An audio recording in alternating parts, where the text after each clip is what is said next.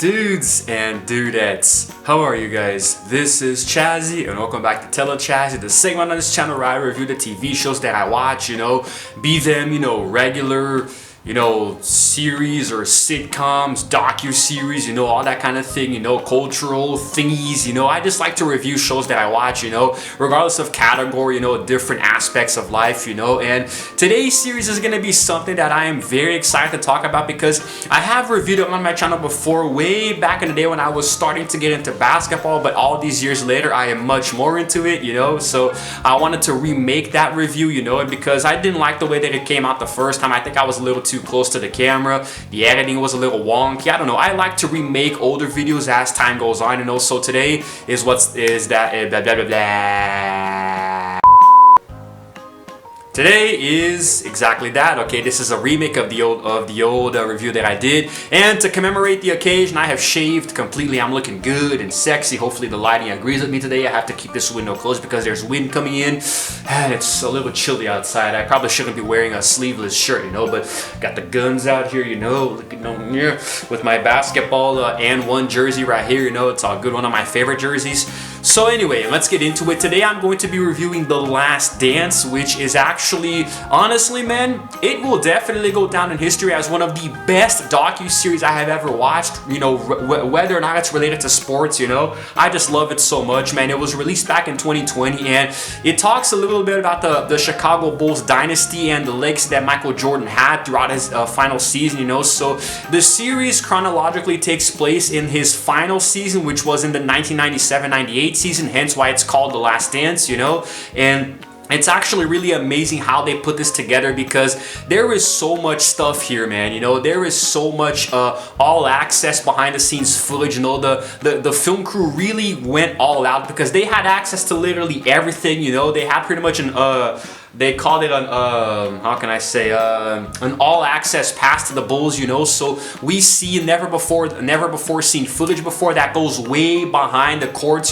so it shows us the tension on the court, outside of it, in the locker room, outside the locker room, so it shows us the players' personal lives and what they did throughout this, amazing second three-peat, and now each episode, there are a total of 10 episodes, and each one deals with something a little bit different related to the actual aspect of the Bulls themselves, It starts to go back all the way to Michael Jordan's rookie days, his relationship with his family, his friends, and how he very slowly and steadily grew to become the huge cultural icon in basketball that we know and love today. And I think that the series did a really good job of establishing exactly what they were working with, because we see a lot of in-depth personal turmoil, being captured, by the film crew, and there is a bit of profanity. It actually aired first on ESPN, then later on Netflix, and they later released this new how can I say, like a different iteration, the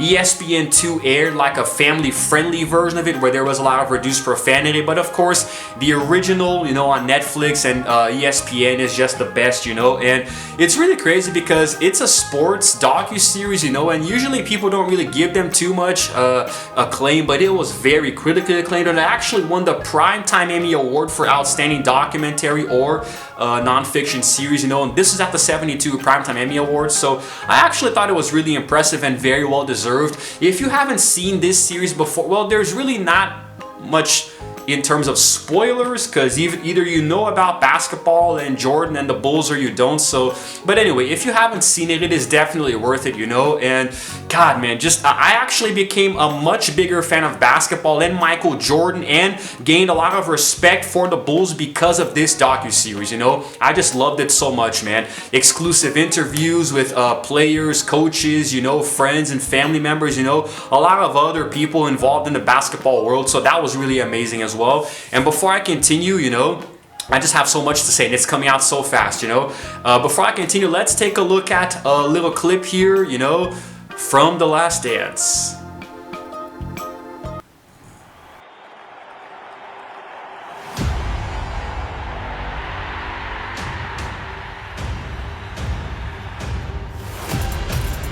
Michael Jordan and the Bulls changed the culture. All right, pretty cool, huh? Okay, hopefully that's gonna get you guys pumped for the rest of this review because it's just going uphill from here, baby. So as you guys know, or should know, Michael Jordan actually won 6 NBA titles, and both of them, well, rather all 6 were from 2 different three-peats, right? So he won 3 straight championships from 1991 to 1993, okay? And then he retired after his father died in 93, he went to play minor league baseball. Then he eventually came back in 95 and won another three-peat from 1996 to 1998, okay? And that's when he retired. And the series delves deep into both of these three-peats, and even though it's largely focused on his final season there, it takes us all the way back to his early days. So the first few episodes deal more with this. It takes him back to the early 80s when he was being drafted towards into the Bulls, and showing him still as an up-and-coming player in his rookie year, and each episode deals with something a little bit different, and they make a preseason trip to Paris, amid some tension with Jerry Krause, which we would later go on to find out that there was a lot of tension between Jerry Krause, who was the general manager, and other players who actually, at some point, the Bulls became so powerful that they would openly mock Jerry Krause to his face, man. Imagine becoming so big and powerful in your team that you can openly mock your boss and nothing's gonna happen to you, And that's kind of like the dynamics that plays around with it, and each episode goes back and forth between different time periods, so it can get a little confusing at times, but it is still relatively easy to follow. Episode 2 talks more about the rise of Scottie Pippen, and how he became an essential part to the Bulls dynasty, and it's really hard for you to imagine, Jordan playing without Pippen and vice versa, because Jordan was good on his own, but having other players around him really cemented that dynasty there in the 80s and 90s, Then episode 3 talk more about Dennis Rodman, who came from the Pistons, who were known as the bad boys from Boston, the infamous Jordan rules where the Pistons would come up with strategies to try to box Jordan out, Each episode deals with something specific and goes very deep into detail regarding it, So I think it's really cool how everything was depicted in this aspect here, The Bulls did struggle to overcome the Pistons in the late 80s, but they eventually got the best of them. Then later, Dennis came to the Bulls, and the rest is history, Episode 4 talks a little bit about more Phil Jackson's unique philosophy. He is the coach, right? And he was the head coach for many years, That's one of the reasons why the Bulls were so successful. Episode 4 is all about that, And he gets them past the Pistons, to give him a shot at the title. So, and also there's a dream matchup between the Lakers and Magic Johnson at the time, who was a very, kind of like considered sort of a career rival of sorts to Jordan, but not exactly too direct there, So that's what it's more over about. I'm giving you guys kind of like a basic summary of each episode here, Episode 5 talks more about the brand deals that Jordan started to make for himself. So he created Air Jordan. There was the Be Like Mike craze, all a bunch of different commercials. There was the 1992 Dream Team, they went to the Olympics and won the gold medal, So it deals with everything, not just inside of the Chicago Bulls dynasty, but also, other aspects outside of it, how Jordan became a global cultural icon, Then episode 6 talks a little bit about his gambling debt, There was this book that was very revealing, gave a lot of details, and he came under scrutiny, His reputation took a little bit of a hit, but he was still focused on winning the 3rd straight title in 1993, So that's what it focused on. Unfortunately, episode 7 was the saddest one because it talked about the death of his father in 93, and that's the main reason why he decided to retire, and play minor league baseball, which was his father's dream for him when he was a kid, So it was really sad. The entire episode is sad as hell, I actually almost cried here, and he just, the Bulls after that, it's sad to see Jordan lose his father, who was always with him there in every one of his championships, who was a very motivational figure in his life, and then seeing the Bulls have to move on without Jordan was just heartbreaking, Everything about episode 7 just, it's gut-wrenching, man. Episode 8 talks about his return to the Bulls, when he came back, in 1995, but unfortunately there was a playoff loss. They didn't make it to the finals that year, but he was still coming back, getting back in shape and remembering how to play basketball. Michael Jordan never really forgot, but the episode was all about his redemption arc, and the very famous words, "I'm back," in all the newspapers and tabloids, that was really cool. So he came back to the Bulls, and then eventually he won the 4th championship in 96, and that's where the second three-peat began, and that actually came with their record-breaking 72-win season, which this episode does go deep into. It's really cool how much detail they give us there. Then, of course, there's episode 9 where They talk about the 97 and 98 finals, you know. The first one was against the Utah Jazz, and then the other one was against the Indiana Pacers, you know. So it shows us the turmoil, the hurdles that the team have to overcome there, you know. And then Steve Kerr, who today is the coach for the Golden State Warriors, he was a player there in the Bulls at that time there, and he was a very important piece to their dynasty, you know. So kind of I wish these motorcycle bastards would just die. Steve Kerr became an important piece in their dynasty there, and it explores a little bit of that. And then, of course, episode 10, which is the final one, you know, the season finale. That's when we get to the last dance portion, you know, the sixth and final championship, you know, which gives the series its namesake, The Last Dance, you know. And it talks about Jordan and other players reflecting on a dynasty and their championships, what they've done together and accomplished, you know. And that kind of brings the series to an end. Now, after all of this, I'm going to talk a little bit more about some details that I want to address here, you know. But before that, of course, here is one more clip from the series. Dennis gave us that edge on the front line. We were winning. Yeah, congratulations. Kiss the trophy? Jerry Krause said, "We're dismantling this team." I never saw it ending like that.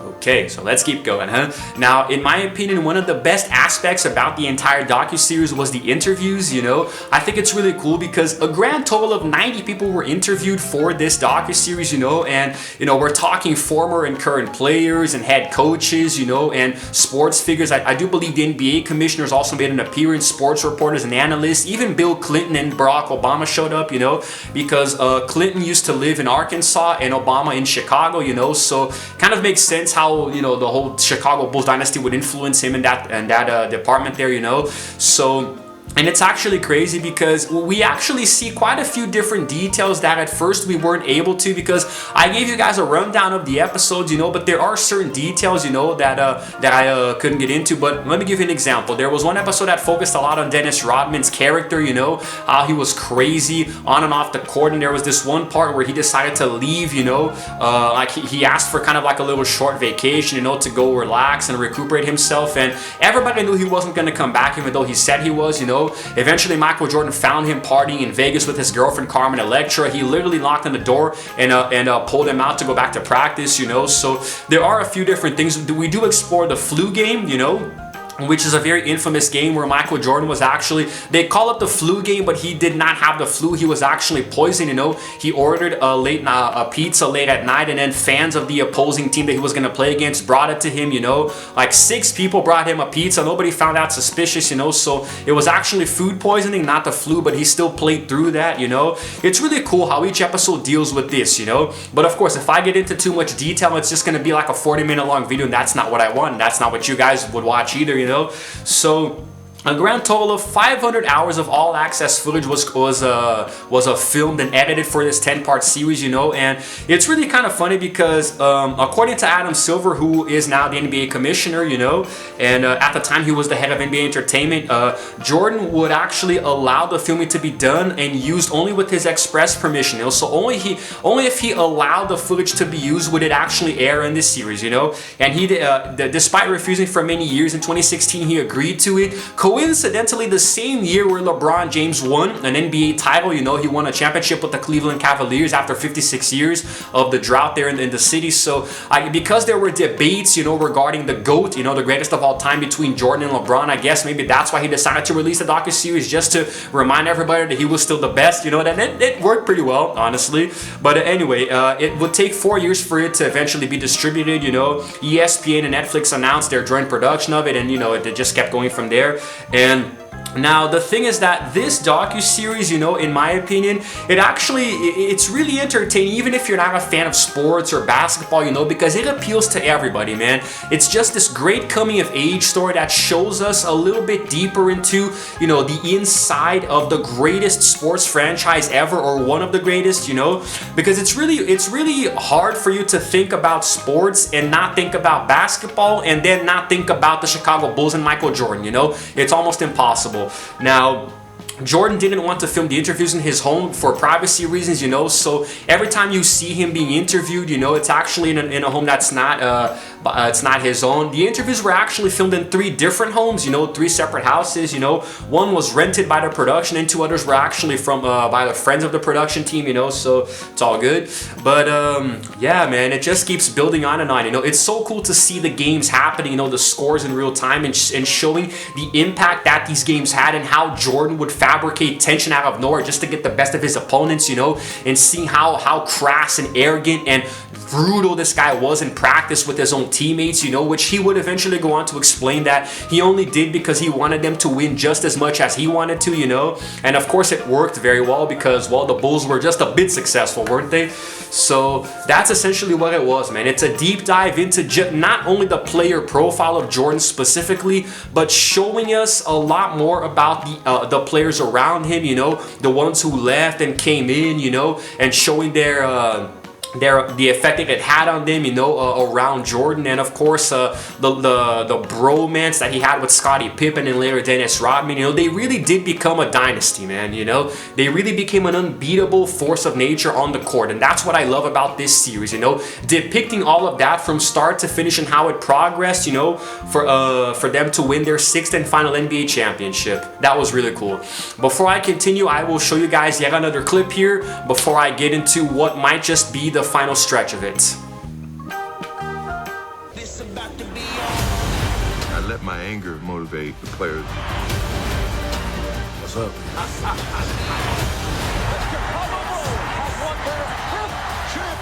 We look for number 6. Man, I will never get tired of editing these clips in, man. I love doing these reviews because I like splicing in the clips adequately and finding the right ones and making it look good, you know. But anyway, so this is probably going to be the final stretch here, alright? So now, unsurprisingly, a few of Jordan's teammates were not very pleased by the docuseries, you know, because, I mean, Scottie Pippen actually felt very wounded and disappointed, you know, because he felt like his portrayal was very unfair, you know. But he denied any, he did appear, of course, in it, you know. He gave a lot of interviews, but he just didn't like the way he was characterized, you know, and he denied any rift between himself and Jordan. But he did go on to complain to him about it, you know, saying that it was just a way for him to uplift himself and be glorified. And it's funny because Jordan turned to him and said, "Hey, you're right." He literally said, "Yeah, you're right, man. That's exactly what it was," you know.